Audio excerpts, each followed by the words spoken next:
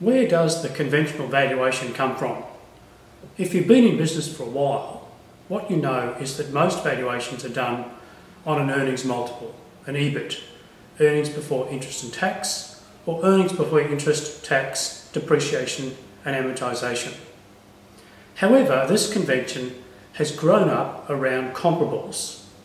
Really, when you think about the way the business broking industry has developed, it's developed out of the real estate industry, where an agent tries to find a number of properties which are similar to yours in order to arrive at where the market position is. Well, the same practice is applied to business valuations. A broker will look for a number of similar businesses of similar size and in the same sector, and by averaging their sale prices, they will come at a norm for that part of the industry for that type of business. This norm, or EBIT multiple, which has been applied, is basically an average, and it doesn't take into account the fact that you may have a better business, even though you're generating the same level of profits. If your business is more resilient, it's more stable, you're running your business more efficiently and effectively, and let's say you've got better governance, then the EBIT multiple doesn't properly reflect the fact that you've got a better business.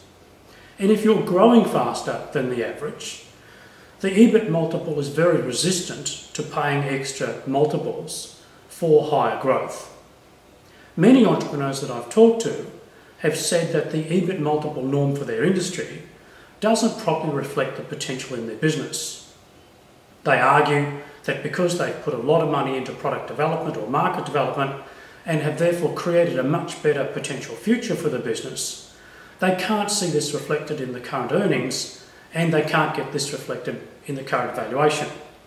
When they talk to their business advisor simply tells them to cut back on their development costs and increase their profit to increase their value.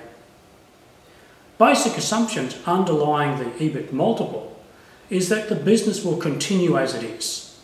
And so if you have a business which is highly diversified across a large number of unstable contracts, and you are able to switch that business to a number of large, long-term contracts with guarantees, fundamentally the business has changed.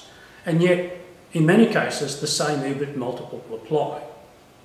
So when we look at conventional valuation, we've got to ask ourselves whether it really applies to our business, whether our business reflects a different level of risks and a different potential.